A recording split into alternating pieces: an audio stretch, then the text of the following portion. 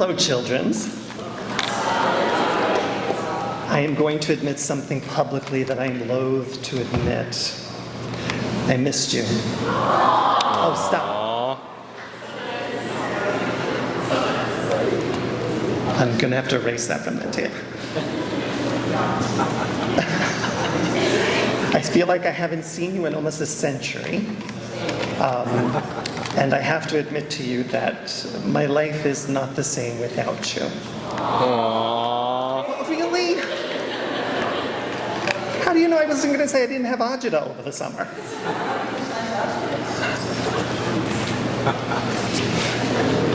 My life is a little bit empty without you. Aww. And having no life has nothing to do with that, I'm sure. But today I'm here to talk to you a little about what your life makes your life empty without, and that of course is God. Without God, your life is empty. And so I'm here to talk to you as quickly as I can, because I know we're all hungry. What is the true purpose that we're here at Montfort?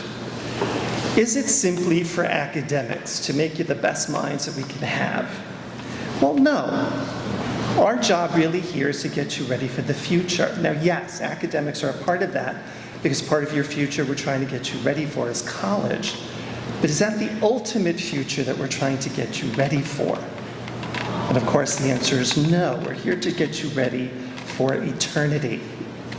And the question that you have to ask yourself is, where do you want to end up? It's very easy. There's only two choices. Okay?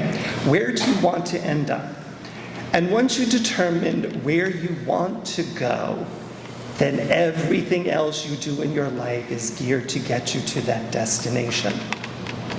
And so the most important thing that we do here is your spiritual life. There is nothing more important. Because your spiritual life will get you to your final destination. Well, how do we do that here? Well, certainly you all know, you've been through it enough, that we have daily practices that we do, your daily prayer life, your sacramental life, participating in Holy Mass, going to Holy Hour and adoration, going to confession. These are pivotal things that you do for your spiritual life. But they're not always an easy thing to do. But more importantly, are you simply just here to be a part of that? Or do you take it and use it? Many people go to Mass on Sunday.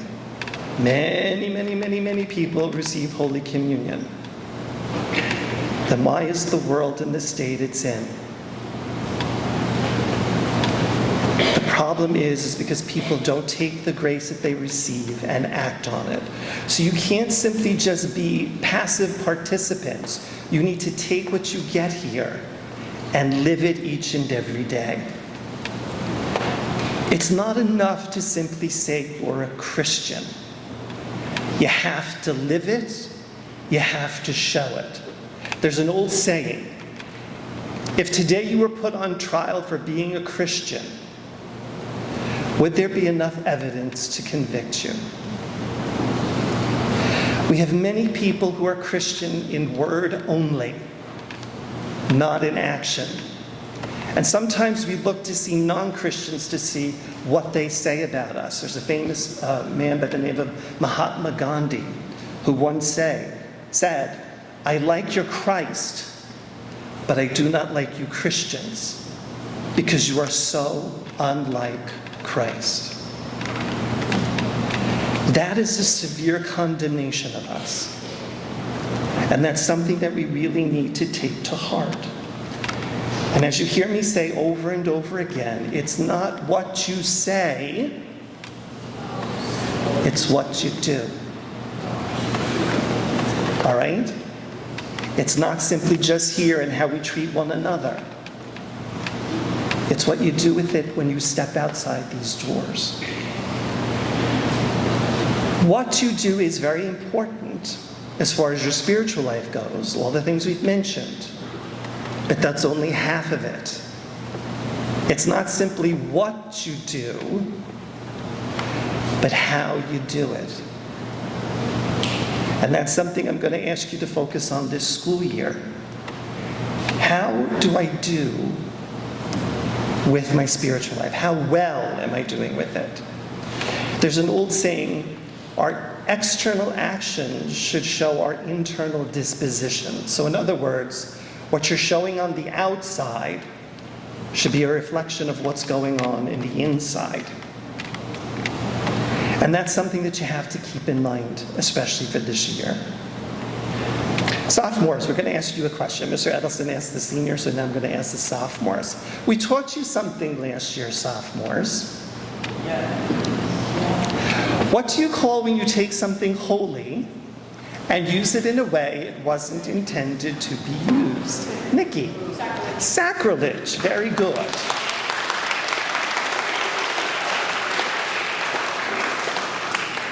Well, here's a twist on that. If I take something holy and use it in a way it wasn't intended to be used, we commit the sin called sacrilege.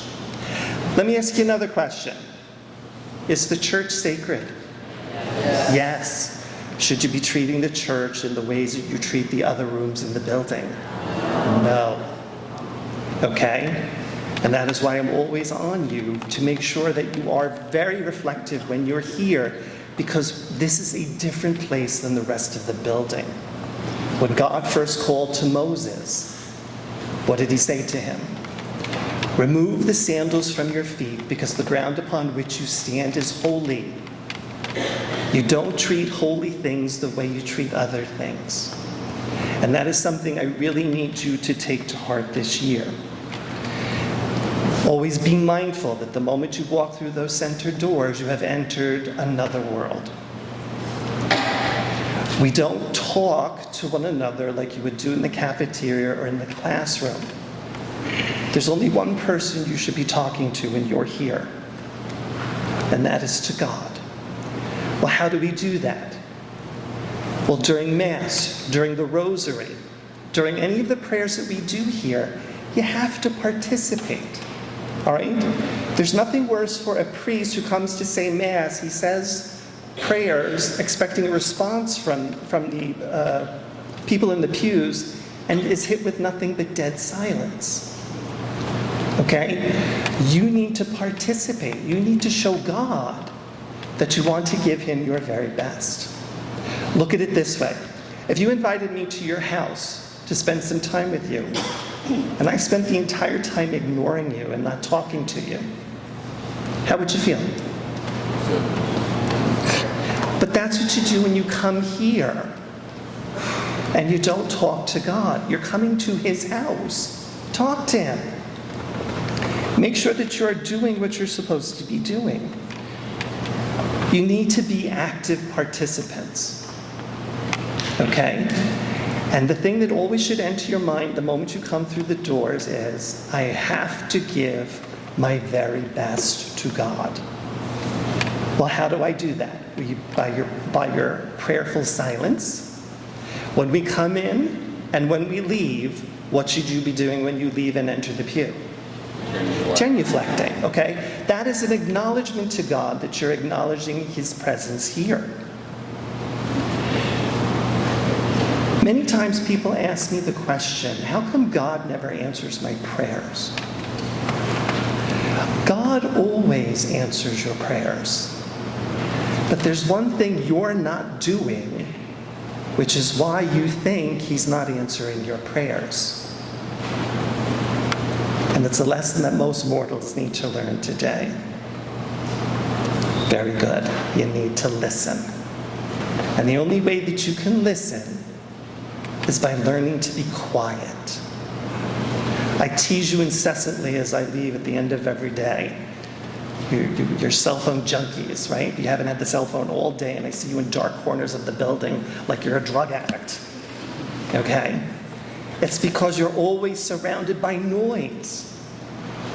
When you come in here, learn to be silent. Learn to listen. Give God your very best. When you come in, should you be lounging in the pews? No. Okay?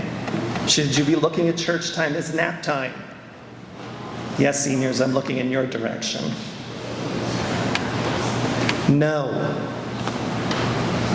That is not giving God your very best. Now, does that mean that every time you come in, your very best is always going to be the exact same thing? No. Okay? But as long as your intention is to give God your very best, that's what God sees. The desire for you to give yourself to Him. There's a famous mystic in the church, St. Rita, who was a mystic who had a very unique version of the stigmata. She had the crown of thorns that no one could see, but she would bleed.